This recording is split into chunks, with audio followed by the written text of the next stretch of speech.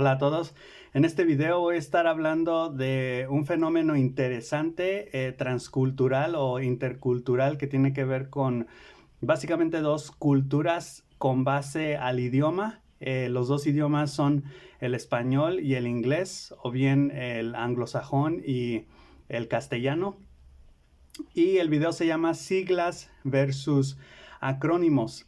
En este caso, el fenómeno es bastante interesante, ya que en español suelen usarse acrónimos en lugar de siglas, en donde hay una preferencia en inglés por el uso de siglas en vez de acrónimos. Por siglas me refiero a, si estamos hablando de instituciones gubernamentales como el FBI en inglés, o la CIA, que en español sería la CIA. Y acrónimos son justamente esto, es volver las siglas palabras. Entonces, en vez de decir CIA, como en inglés, CIA, en español decimos la CIA. O incluso para Estados Unidos, en vez de decir la USA o Estados Unidos de América, USA decimos USA. Entonces, este fenómeno lo vemos obviamente en español. En español o en castellano decimos, por ejemplo, en México la Sedena, la Secretaría de Defensa Nacional sería la Sedena en vez de la SDN.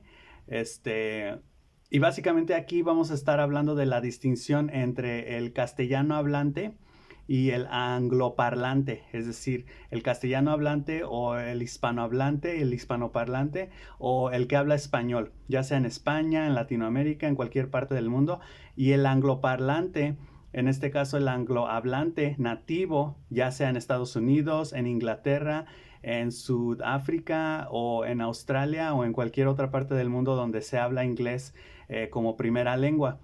Entonces, esto surge porque veo que en español hay muchas instituciones o hay muchos lugares o muchas, como, sí, como básicamente muchos lugares que tienen este nombre como de acrónimos, es decir, Sedena contra, por ejemplo, en Estados Unidos el FBI o la CIA, right, la CIA. Pero también lo veo como con nombres, en donde las personas toman en español las primeras dos letras, por ejemplo, que normalmente están compuestas de una consonante y una vocal, las primeras dos letras de su nombre y de su apellido o de sus primeros dos nombres y los juntan para hacer una nueva palabra. Por ejemplo, el nombre María José, que luego se vuelve Majo. También todo esto lo investigué a través de ChatGPT, me estuvo ayudando con algunas cosas y me dio ejemplos como Lalo para Eduardo, Lupe en vez de Guadalupe, Paco en vez de Francisco, Chema, pero estos más bien son como variaciones, como en inglés cuando alguien se llama Ricardo o Richard y le dicen Dick, o cuál es otra como Esperanza, que le dicen, no, Dolores, creo que también tiene otro nombre, pero bueno, esas son como otras variedades. La gente hace esto de forma divertida luego también y simplemente junta las primeras dos letras de sus nombres y sus apellidos para hacer como una nueva versión de un nombre. Eh, pero también tenemos en inglés, por ejemplo, el FBI, que en este caso esto me pareció muy interesante porque incluso en inglés, y ahorita voy a entrar a por qué en español hacemos esto y en inglés se hace lo de las siglas independientes o siglas separadas. Pero básicamente es por la vocal. Entonces, en español necesitamos vocales, pero luego yo digo también FBI, por ejemplo, en inglés, pues lleva vocales. La F, cuando tú pronuncias F, es EF, no es F, no es el sonido F, el sonido B y el sonido I, es F, EF, B, BI y luego I, ¿verdad? Incluso hay dos vocales, la A y la I. Pero esto me contaba ChatGPT que es más bien como un soporte técnico y no tanto que se le agregan o se le añaden vocales a las siglas o a los acrónimos. Y más importante que eso, no forma parte de la estructura escrita. Es decir, FBI no se escribe EFBIIA, ¿no? FBI. Se escribe una F, una B y una I y listo, ¿no? Entonces, esto me lleva a la diferencia entre el inglés y el español. El inglés prefiere la simplicidad y la practicidad en su redacción. Podemos ver esto con ejemplos, y voy a estar dando muchos ejemplos a partir de ahora. FBI y HR. HR es Human Resources, que es recursos humanos. Incluso en español no decimos RC, RH, perdón, recursos humanos, sino que nada más decimos recursos humanos. En inglés es muy común escuchar HR, Human Resources, ¿no? Recursos humanos. Incluso en español es HHRR porque son plurales. Cuando las palabras son en plural como Estados Unidos, se le pone doble sigla, ¿no? Por eso a veces vemos EE, ¿no? Estados, no, perdón, Estados EE Unidos, doble E y doble U. Ok, eso es para el inglés. El español prefiere como concentrar su atención en la pronunciación. Por eso tenemos palabras como Pemex, petróleos mexicanos, Telmex, teléfonos mexicanos, Banamex, Banco de México, por ejemplo. Tenemos ejemplos como Telmex, en donde podemos pronunciar esa palabra, aunque sea un poco difícil escribirla, porque va a ser más larga. Entonces, como que en español nos enfocamos más en la pronunciación, en lo fonético, qué tan fácil es su pronunciación. Y en inglés se enfocan más en la redacción, en la escritura, qué tan fácil es escribirlo, FBI y punto. Aunque tenga que, no sé si es menos melódico, porque luego el español dicen que es más melódico, y sea un poco más difícil tener que pronunciar cada consonante o cada letra así, FBI, FBI, por ejemplo. Pero aquí el ejemplo sería como de Telmex, en donde no quedaría muy bien, por ejemplo, bueno, no es que no quedaría muy bien, ahorita voy a decir por qué, pero en lugar de decir Telmex, Teléfonos de México, decir TDM, o sea, decir las siglas. Sí, me cobró mucho el TDM, en vez de decir, me cobró mucho Telmex, ¿no? Esto es interesante porque básicamente de lo que nos habla es que, perdón, el español se enfoca más en el lenguaje hablado, le importa más cómo se está hablando y escuchando, es decir, speaking y listening, ¿no? Y, y a diferencia del inglés, que tal vez se enfoca más en el reading y en el writing, ¿no? Cómo se redacta la información. Entonces me pareció algo interesante este dato. Ahora, esto me lleva a la pregunta de si por eso cuando los que hablan español, los castellano hablantes, y están ellos aprendiendo inglés, se quieren volver a angloparlantes, se enfocan tanto, se estresan tanto, se les preocupa tanto la pronunciación. Y yo diría, el angloparlante te puede entender. No se preocupan tanto más porque, por ejemplo, el inglés de británico se pronuncia muy diferente al inglés australiano. Incluso en Estados Unidos, el inglés de Texas es diferente al inglés de Nueva York, etcétera. Entonces, como que la pronunciación, it's not a big deal. No es gran tema en inglés. Pero el castellano hablante le preocupa mucho la pronunciación. Y más allá de si el angloparlante me irá a entender o no, puede ser como algo más del español. O sea, algo más en el español es muy importante las vocales y la pronunciación y la melodía del idioma. Y el inglés no tanto, ¿no? Entonces eso también me pareció interesante. Podría ser el problema con aprender la pronunciación correcta en inglés, o la obsesión que muchos castellano hablantes tienen con la pronunciación, porque vemos muchos estudiantes de inglés que luego dicen, sí, lo sé, lo entiendo, lo hablo, pero mi pronunciación me falla. O sea, como que se obsesionan mucho por la pronunciación, cuando no es para tanto, ¿no? En muchos casos, con que te hagas entender. Claro, es mejor hablar bien, pero si no hablas bien, y luego aquí entraría como esa otra parte del complejo de inferioridad, pues es que no siento, voy a hacer el ridículo, qué vergüenza, ¿no? Y ahí entran como otros factores psicológicos, sociológicos, yo creo. Bueno, a contraparte de esto, de español a inglés, me pregunté qué sería lo opuesto. Es decir, en qué se preocupa un angloparlante cuando está aprendiendo español o castellano, ¿no? Porque yo creo que no se preocupa de la pronunciación. Alguien que habla inglés y que quiere aprender español, ¿de qué se preocupa? ¿No? Alguien que está estudiando, sí, por ejemplo, un estadounidense que está estudiando español, ¿de qué se preocupa? Tal vez se preocupa de la redundancia, ¿no? Porque en español como que eso es, valga la redundancia, es una expresión muy común. No quieres repetirte, no quieres ser redundante. Y voy a entrar en el por qué al final del video. Pero también ChatGPT me dijo que se puede preocupar por los géneros, es decir, pues hay niño y niña, no solamente son niño. Entonces es muy común escuchar a un estadounidense que está aprendiendo español cometer este tipo de errores entre los géneros, ¿no? El una, la sol, ¿no? Las conjugaciones de los verbos también que son muy complejos en español, a diferencia de inglés. En inglés es nada más go, he goes, she goes y los demás go. Y en inglés es él va, tú vas, ellos van. Entonces que pueda decir errores o cometer errores como yo van, ¿no? O eh, tú voy, ¿no? Cosas así.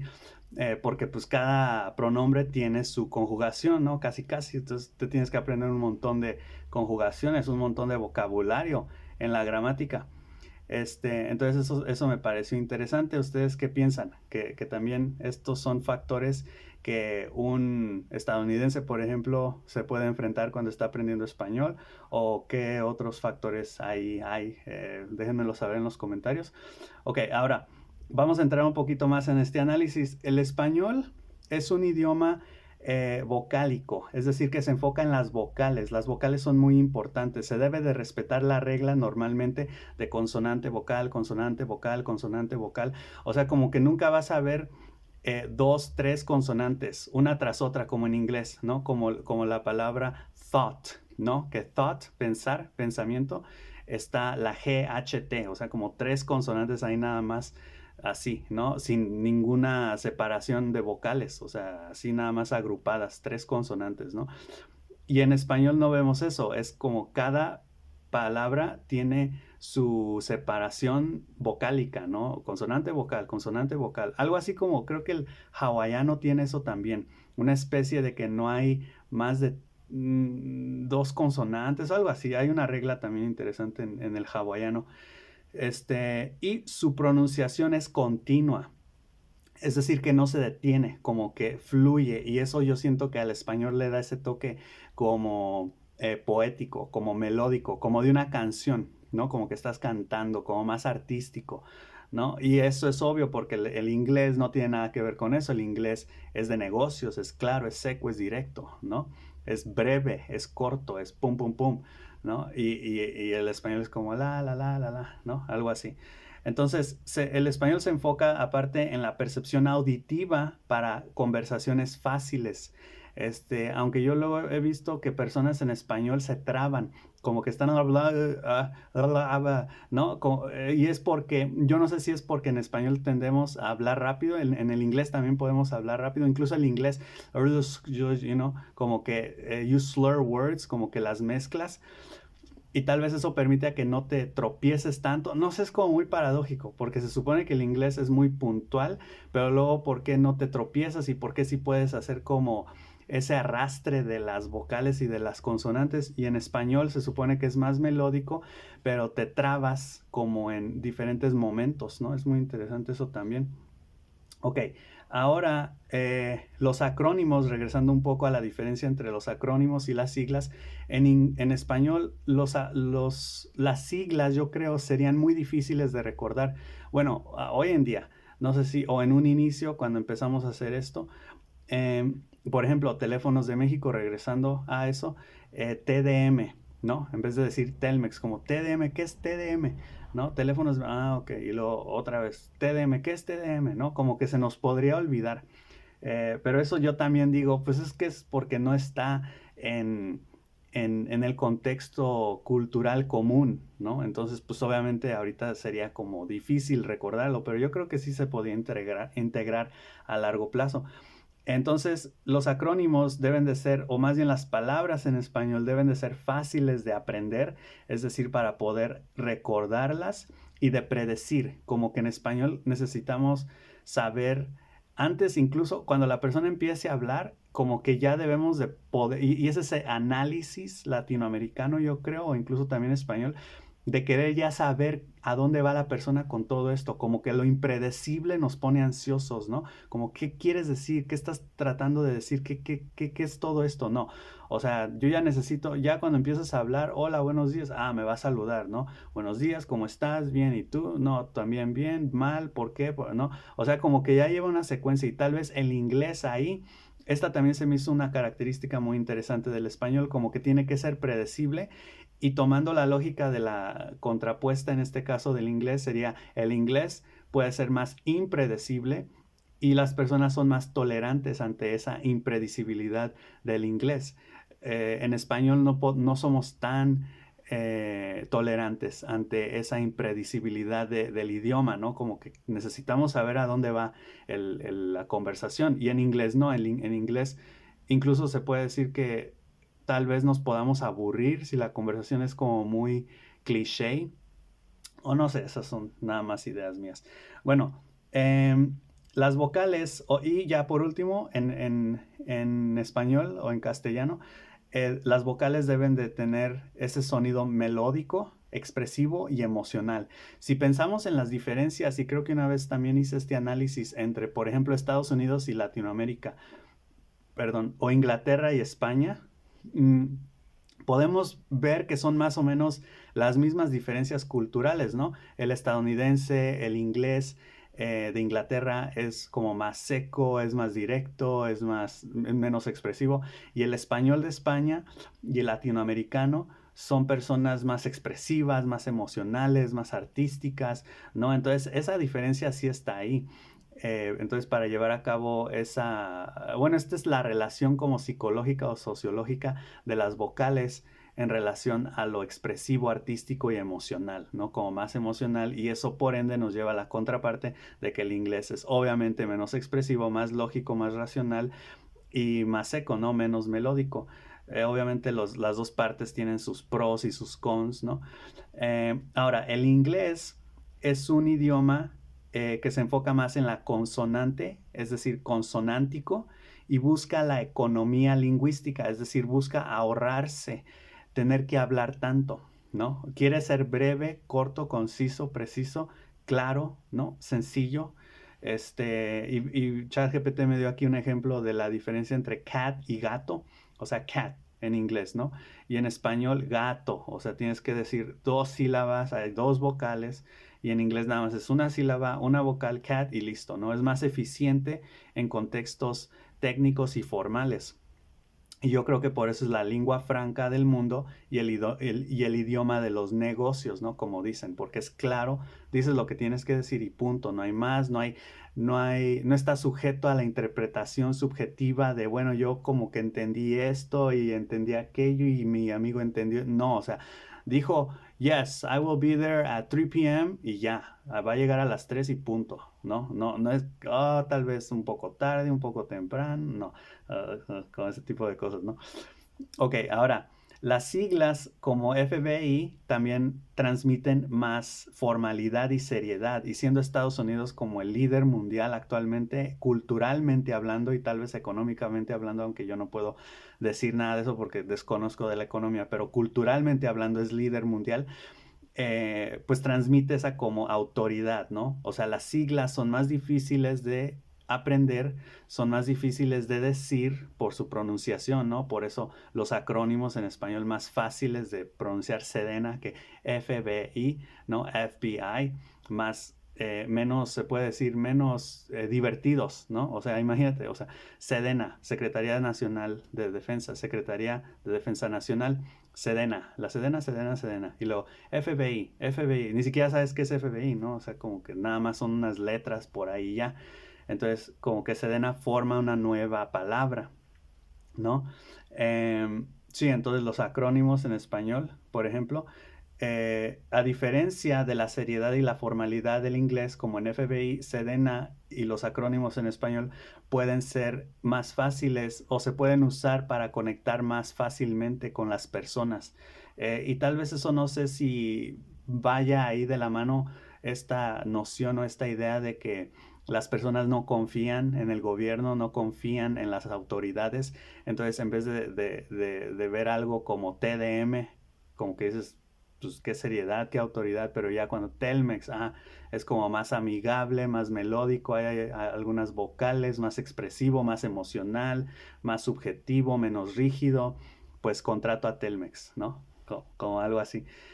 Entonces, pero aquí va lo interesante, Estados Unidos no solamente o exclusivamente usa siglas, también usa acrónimos, y yo no sabía esto, pero hay un ejemplo, NASA. NASA es un acrónimo inglés y es un acrónimo español. Entonces la NASA, la Neuronautical, ¿sabe qué?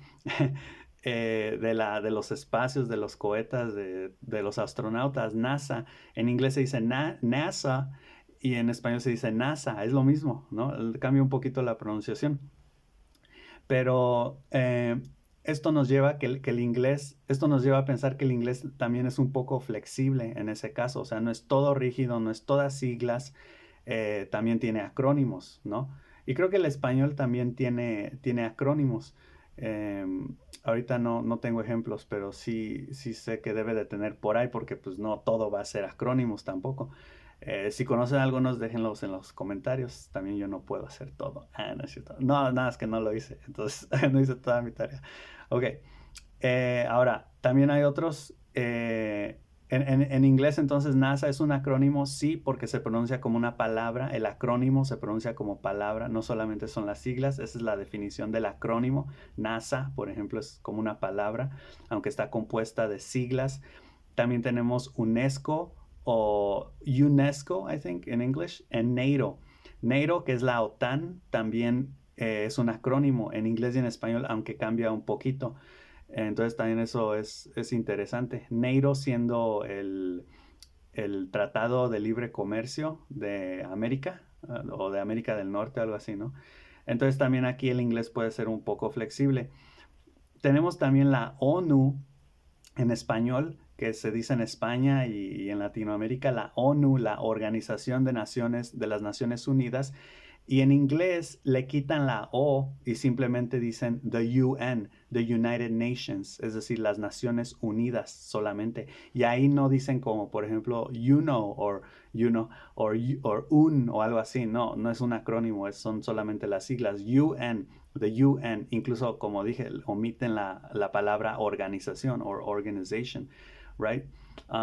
Entonces, este uso en inglés se le llama siglas simples o initialisms. Initialisms sería algo así como inicialismos, es decir, nada más uso las iniciales, las siglas y ya, ¿verdad? De cada palabra.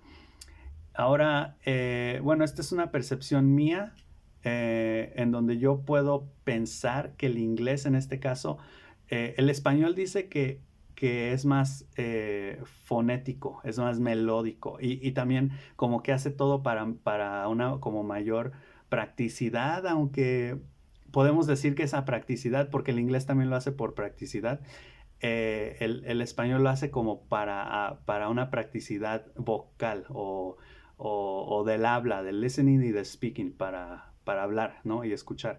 Y el inglés lo hace como más para la redacción o para documentos oficiales o algo así.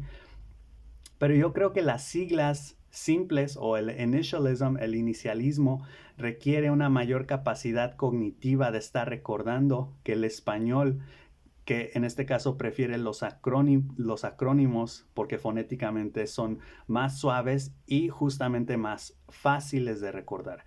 Entonces, las siglas o el inicialismo, como en inglés lo hacen, FBI, FBI, requieren una mayor capacidad para recordar, son más difíciles de recordar, ¿no? En este caso, que igual, yo creo que eso está sujeto al uso, a la familiaridad. O sea, si fuera al revés y en español hubiera más siglas que acrónimos y en inglés más acrónimos que siglas, pues igual, o sea, recordarlos pues no sería tanto problema porque igual como se usan tanto, los vemos en las noticias, la gente lo habla, nosotros lo conocemos, lo decimos también, pues nos acostumbraríamos, ya por hábito, pues lo recordaríamos, ¿no? Pero según son más fáciles de recordar los acrónimos que las siglas, ¿no? O los inicialismos. Entonces la tradición en español, que se me hizo algo curioso, irónico e interesante, la tradición en español es evitar construcciones difíciles de articular. Esa parte no se me hace tan interesante, pero está así, especialmente en contextos populares y administrativos. Se me hace interesante porque se supone que lo administrativo, lo gubernamental es justamente eso, es rígido, es claro, es preciso. Entonces, cuando tenemos como estrategias mémicas casi casi para recordar mejor las cosas a niveles ya de autoridad, de administración, de gobierno, pues como que le quita la seriedad, ¿no? O sea, no es necesario tener que ayudar a la gente o tal vez como por esta parte que digo, de como no hay tanta confianza en el gobierno o en las instituciones administrativas de los países castellano hablante o hispano hablante, pues se hace esto como para poder simpatizar mejor con la gente, puede ser. Pero sí se me hace extraño que evite como dice, construcciones difíciles de articular en contextos administrativos, cuando todo lo administrativo es difícil, todo lo administrativo, lo burocrático es un jalón de cabello, ¿no? O sea, que este papel te falta, que este otro, que el dato, que el número, que, o sea, y súper precisamente exagerados en cualquier país, en inglés, en español, en países castellano hablantes o angloparlantes, todo eso es de lo más nefasto que existe, la burocracia, ¿no? O sea, te faltó este documento, este número, precisión y así, entonces, pues cambiarle el nombre y hacerlo más melódico realmente no quita el peso de eso, que es fastidioso, ¿no? A fin de cuentas. Ok, y por último quiero hablar de esta parte del hacerte entender cuando eres redundante en la escritura, que fue algo, acabo de escribir un texto y lo filtré por ChatGPT nada más para ver qué me decían, para ver qué me decía, pero yo no lo cambié porque dije, pues es como yo escribo, ¿no? O sea, no voy a dejar que un robot me cambie mi estilo, ¿no? Aunque mi estilo sea redundante, tonto o con errores, pues es mi estilo, ¿no? Pero sí me gustaría poder escribir un poco mejor. Entonces le pregunté que si era redundante en la escritura y se supone que la gente, y luego le dije, pero la gente es redundante cuando habla y muchas veces tienes que ser redundante para que te entiendan bien las personas con respecto a lo que estás tratando de dar a entender. O sea, la idea, como dicen en inglés, drive it home, o sea, que realmente capten la idea, que realmente les plantees la idea. Y dijo, sí, cuando hablas, pero cuando hablas puede ser redundante porque la gente pues tiene que estar como pensando en el momento en vivo y trabajando, recordando muchas cosas o se distrae o lo que sea. Pero dice, cuando escribes, se supone que la gente tiene tiempo para leer, puede regresarse, puede reflexionar, puede pensar con más calma. Entonces ahí, si tú eres redundante, lo que va a pasar es que la persona se va como a distraer o puede limitar la comunicación o obstaculizarla. Entonces me pareció interesante. Luego también dije las palabrotas cuando hablas. Por palabrotas luego pensó que me refería como a malas palabras, pero no me refiero, y ya sé que palabrotas también puede ser malas palabras, pero yo más bien me refiero a palabras de jerga, palabras muy formales o muy técnicas que normalmente no se usan, que incluso pueden sonar como fuera de contexto en algunos casos. Entonces, dije, estas son algunas características y por ejemplo, cuando la gente habla, a veces si usa este tipo de palabras como que tú estás escuchando, pensando, ya sea leyendo o escuchando a la persona y ok, te estoy entendiendo y de repente escuchas algo así, una redundancia, un error gramatical o de sintaxis o o de incluso de pronunciación o la redundancia o una palabra muy técnica y te distrae, ¿no? O sea, como que luego, como dicen los grammar nazis, ¿no? Como un nazi de gramática, así como, te equivocaste aquí, esto está mal, ¿no? Y ya no estás, o sea, la cosa ahí es que se rompe la comunicación y ya no estás poniendo atención a lo que te está diciendo la otra persona, ya sea que estés escuchándola o que la estés leyendo, ¿no? Y yo soy culpable de esto también. Lo hago, o sea, digo, qué tonto, ahí le faltó un acento, ¿no? O estoy escuchando a alguien hablar y de repente digo, qué tonto, no se dice así. O ya dijiste redundantemente, ¿no? Y no lo puedes, no es necesario decírselo o interrumpir a la persona, simplemente con el hecho de que tú ya lo pienses, ya estás limitando la comunicación, ¿no? Entonces, el problema con hacerte entender, y más como cuando eres maestro o psicólogo o padre de familia, como dicen, pues es muy importante la comunicación en esos casos, cómo moldearte, cómo adaptarte a las personas para que el mensaje no solamente sea claro y sea el correcto, que eso también ya es un trabajo por sí solo, sino que también lo digas de la forma correcta, con las palabras correctas, ¿no? Que es lo que dicen, eso es la competencia comunicativa, el pragmatismo, qué tan pragmático eres para poder adaptarte. Entonces un maestro que llega explicando, oh, no, el adjetivo no va aquí, cámbiale el sustantivo y así. Y el alumno así como, yo ni siquiera sé qué es un sustantivo, bro. O sea, entonces, y encontrar las palabras. Entonces, si no le digo sustantivo, ¿cómo le explico? O sea, le digo la persona, la cosa no va aquí. Y luego puede ser también así, pero ¿por qué no estás diciendo cosas si eres un maestro? Se supone que tú sabes como la jerga, ¿no? Entonces como que todo eso es muy sensible, como toda esa área, ¿no? Ok, pasó moto. Ok, bueno, esto de la redundancia yo como que quería saber por qué es como tan mala, ¿no? Y aparte de que obstaculiza también usar jerga, se debe al aburrimiento de la repetición, perdón, ya que el oyente se siente que recibe la misma información sin valor añadido, ¿no? Entonces es como ese fenómeno del disco rayado, ¿no?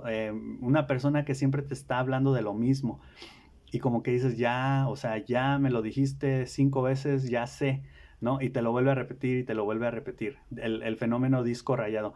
Entonces te aburres porque es repetición. Y en este caso, de formas más sutiles como subir para arriba, bajar para abajo, no solamente te distraen, te ponen como a evaluar a la persona y a criticarla, sino que también te aburres, como que dices, ok, ya, lo mismo otra vez, ¿no? Como ver una película de una temática o en donde la historia es parecida a otra que ya viste, ¿no? Como Señor de los Anillos, Harry Potter, o como estas las distópicas o las utópicas, como Divergente, Juegos del Hambre, Maze Runner, cuando salieron esas tres como que más o menos eran las mismas historias, ¿no? Como unos chavos en un mundo apocalíptico o posapocalíptico o utópico donde hay un tirano, algo malo está pasando y tienen que salvar el día, ¿no? Y así como, ok, ya viste una, ya sabes de qué tratan las demás, ¿no? Entonces ya me dijiste esto, me vas a volver a repetir lo mismo, más o menos con las mismas palabras, ya sé, te aburres, ¿no?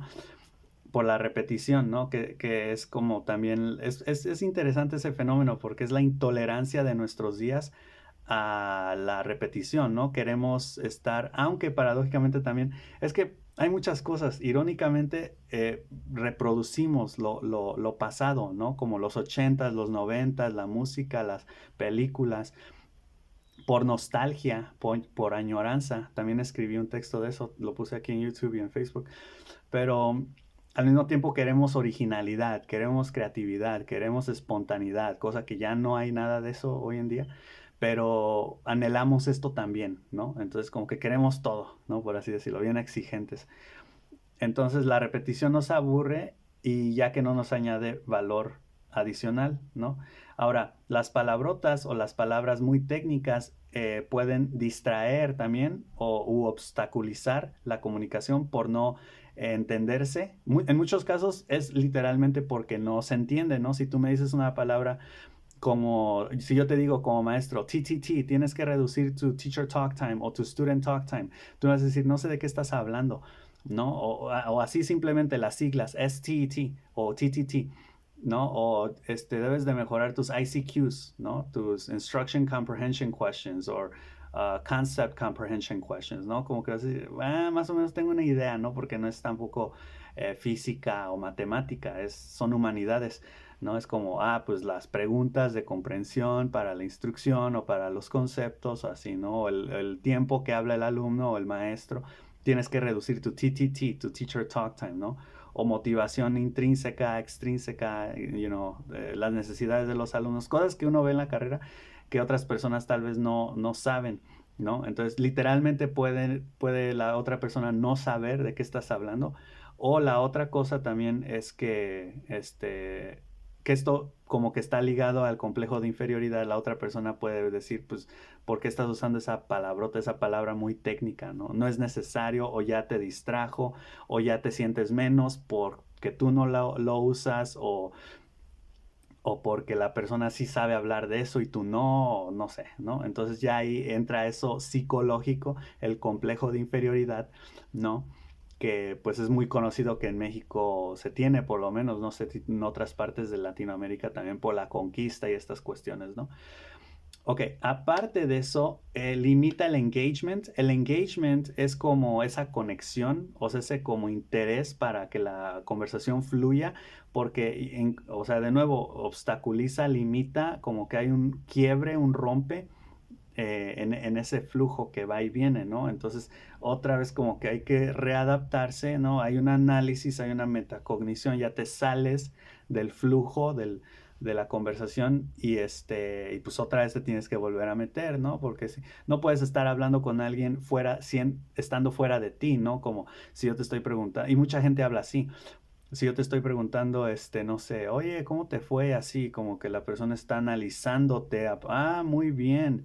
Y a ti, pero como que hay dos de esa persona, ¿no? O sea, está la persona que está hablando según fluyendo, pero realmente es obvio que que no está ahí 100%. También está como hostil o a la defensiva o como viendo qué es lo que quieres, ¿no? Yo también soy culpable de eso.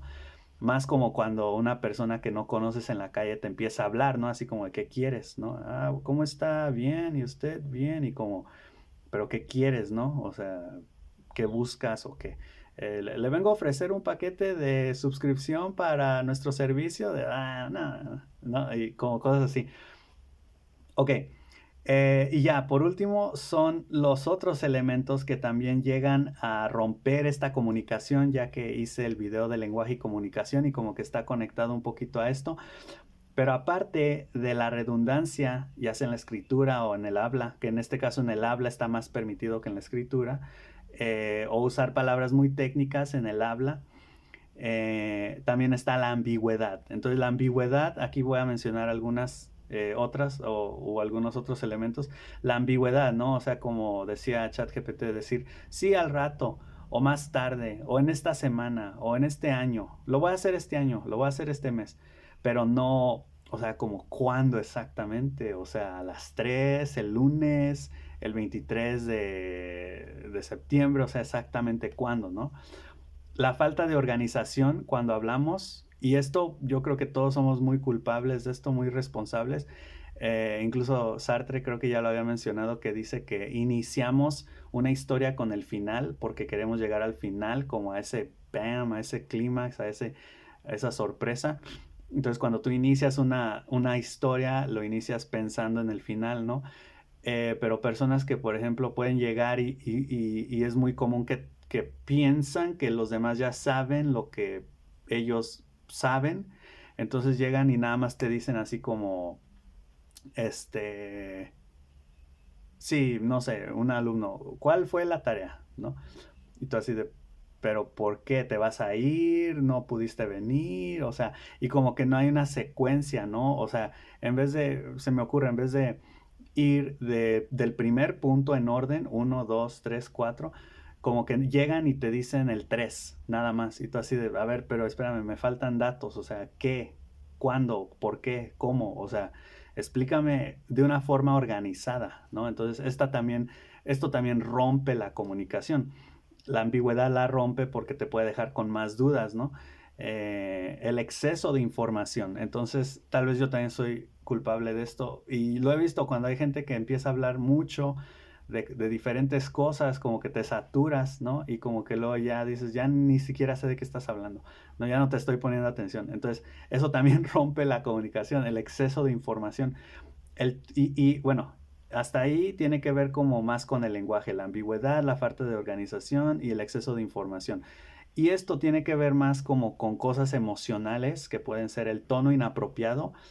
Dicen, en una junta tener un tono relajado, así como, sí, como pueden ver, las estadísticas para este mes pues no son muy buenas y así en vez de, las estadísticas para este mes no son, no, como el tono inapropiado en el contexto, en un contexto en el que no aplica, bueno, por eso es inapropiado, redundante.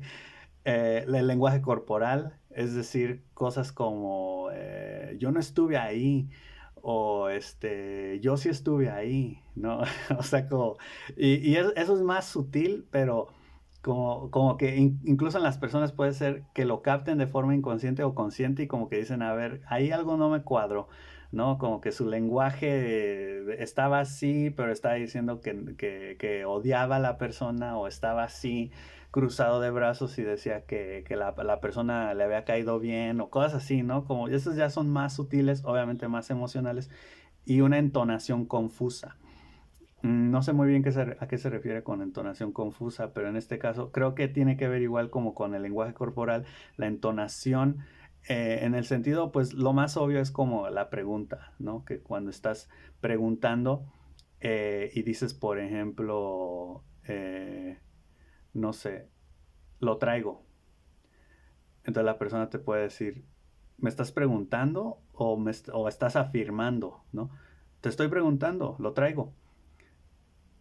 Así como de, pero entonces pues me tienes que decir, ¿lo traigo? O sea, como pregunta, ¿no? Entonces eso también rompe la comunicación, el lenguaje corporal rompe porque te quedas como con más dudas, el tono inapropiado también va a romper, en este caso, la comunicación, ¿no? Porque vas a decir, pues algo aquí está off, ¿no? No cuadra.